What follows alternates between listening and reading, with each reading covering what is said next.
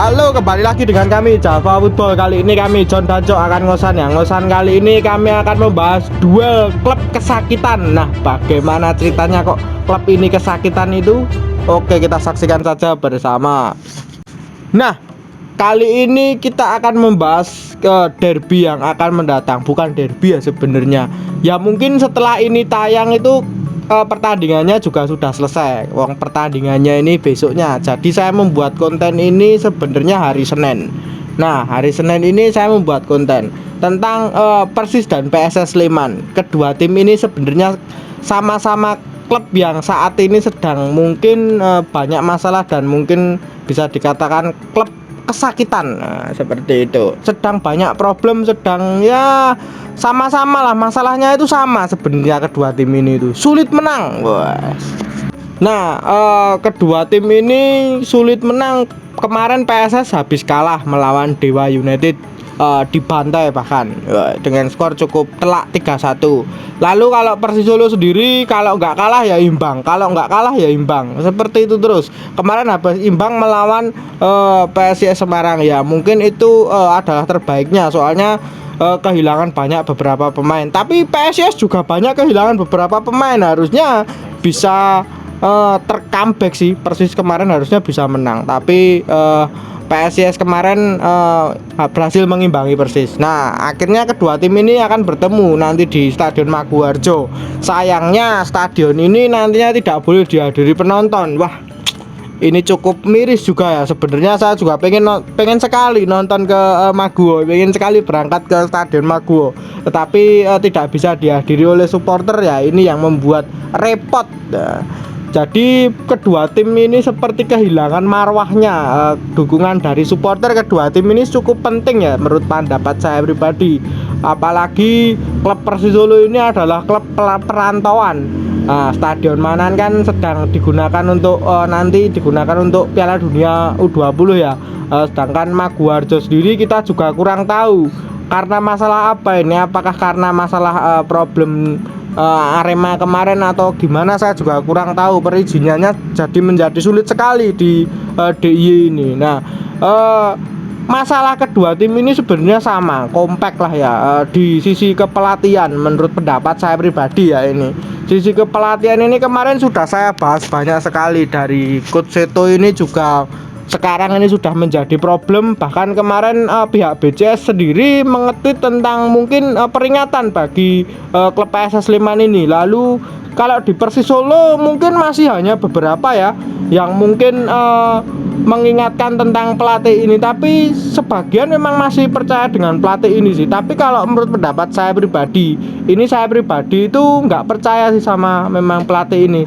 Bahkan mungkin sejak awal datang pun saya juga kurang percaya dengan pelatih ini itu bisa membawa klub ini itu lebih baik atau bagus, itu saya juga kurang percaya. Kalau memang mau berprestasi ya memang seharusnya datangkan pelatih-pelatih top yang mungkin spesialis dia. Nah, menurut pendapatmu Cuk, pertandingan besok itu gimana nih tentang kedua tim yang sedang pincang ini? Ya, pertandingannya akan saling membunuh ya. Maksudnya dalam arti saling membunuh ini ya saling ingin menang, karena memang untuk mengembalikan kepercayaan diri lagi ya. Yang saya heran itu kenapa kok di putaran kedua itu nggak apa ya, dalam arti kurang evaluasinya. Putaran pertama kan juga PSS dan Persis Solo itu terseok-seok juga, sama pesakitan. Sekarang ya masih pesakitan lagi. Ini problemnya entah gimana ya. Kalau kita itu sekarang akhirnya mengambil kesimpulan bahwa problemnya di pelatih ya, terutama PSS Sleman, karena Coach Seto Nurdiantoro sudah dikasih kesempatan nih, dikasih kesempatan dari awal musim, terus dikasih kesempatan belanja pemain di awal musim sesuai kehendaknya, terus di putaran kedua juga dikasih kesempatan untuk merombak tim, tapi juga masih pesakitan lah. Ini akhirnya kita berbicara soal pelatih itu juga hal yang wajar sebenarnya loh. Ya jangan baper loh. Soalnya ini memang ya analisis kita dari awal musim, kita bukan penonton yang cuma melihat satu pertandingan terus bakal gini enggak. Kita juga melihat track record dari awal musim, dari putaran kedua dan lain-lain ya. Jadi memang pelatih ini sangat problem. Di Persis Solo pelatih ini dari segi apa ya, rotasi juga kurang suka memainkan pemain itu aja. Dari segi regenerasi atau memainkan pemain muda juga pelatih Persis Solo ini kurang peka dengan pemain muda. Mungkin beda ya kalau kita bandingkan dengan Bernardo Tavares di PSM Makassar. Ini benar-benar dia sangat cinta dan peduli dengan pemain muda, bisa memaksimalkan bakatnya. Tapi kalau di Persis Solo ini ya entah kenapa pelatih ini nggak bisa memaksimalkan kapasitas pemain muda, dan secara taktikal itu juga buruk ya, mungkin ya rotasinya pemain itu aja. Saking seringnya dikritik supporter juga, akhirnya beberapa supporter itu sadar bahwa pelatih ini memang miskin taktik. Terus dari coach itu sendiri sudah dikasih kesempatan yang kita bicarakan tadi, ketika dulu kita sering berbicara Cagas, menyalahkan Cagas. Tapi sekarang setelah Cagas hilang dan mungkin beberapa pemain sudah dirombak, hasilnya juga masih gini-gini aja. Berarti kan bolehlah kita menyalahkan coach itu, karena sudah ya kita putaran pertama sering menyalahkan pemain, tapi padahal pemainnya itu juga pilihan coach itu sendiri. Ya sekarang ya coach itu bisa lah dikritik. Ya betul.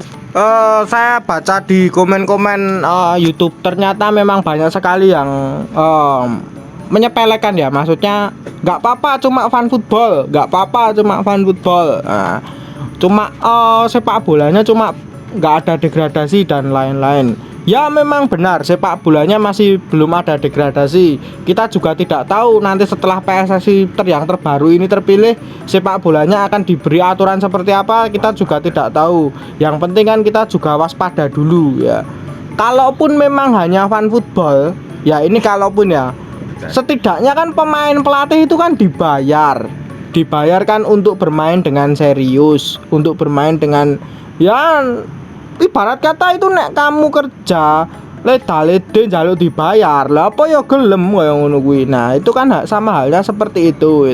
Yang penting kan kalah itu tidak masalah, kita juga terima kalah itu, terima aja. Tapi yang penting permainan di lapangan itu enak ditonton, permainan bagus ya, itu kan bisa menjadi penyemangat juga ya untuk supporter ya. Walaupun liga ini fan football, intinya jangan menyepelekan seperti itu sebenarnya. Kalau saya sih sebenarnya walaupun ini fan football, bisa menjadikan ajang untuk mencoba pemain muda, mencoba formasi baru, ataupun ya banyak mencoba lah, daripada mungkin memberikan pemainnya yang dicoba bagus-bagus ternyata malah jeblok mainnya. Mending main ke pemain nom sisan gitu, main ke pemain nom yang mungkin masih minim jam terbang atau mungkin masih perlu pengalaman dan lain-lain ya, seperti itu. Nah kalau ini kan untuk Persis ya, untuk Persis Solo ini sebenarnya pemain mudanya ini sangat banyak, tetapi pelatih ini tuh sangat jarang sekali berani memaksimalkan pemain mudanya. Dulu seperti Coach Rasiman ini waktu menjadi caretaker, Zanadin seperti terus Altaf itu sering sekali dimainkan oleh Coach Rasiman. Tapi sekarang sangat jarang sekali. Zanadin bahkan saat ini dipanggil timnas ya. Lalu Altaf juga kadang menjadi cadangan, banyak menjadi cadangannya daripada starting. Kalau dulu sering menjadi starting line up. Lalu beberapa pemain muda Persis di Persis Junior ini cukup bagus loh, sudah terbukti bahkan dipanggil timnas. Tapi ya mereka cukup diam-diam aja, bahkan mereka sangat bangga dengan memainkan pemain yang sudah mungkin umurnya sudah tua-tua ya, itu seperti itu ya. Ya saya harap sih kalaupun kalian juga ingin ini fan football nyepelekan pertandingan ya sekalian aja gitu, maksudnya sekalian sama-sama memainkan ya pemain nom sisan wae gitu. Pemain tuane sisan wae dipecat sekalian. Nah seperti itu, jadi ya juga cukup aman juga kalau menurut pendapat saya sih. Seperti halnya kalau pelatih yang bagus itu kan di Makassar kita sering mencontohkan ya, Bernardo Tavares kemarin memainkan beberapa pemain muda, bahkan pemain-pemain yang dulunya tidak tahu namanya. Ramadan Samanta itu siapa yang tahu ya. Jadi kemarin bahkan mencetak gol lagi. Lah itu yang menurut pendapat saya itu keren itu. Maksudnya 2021 atau 2020 ya, Ramadan ini masih bermain di Tarkam loh, Liga 3 bahkan.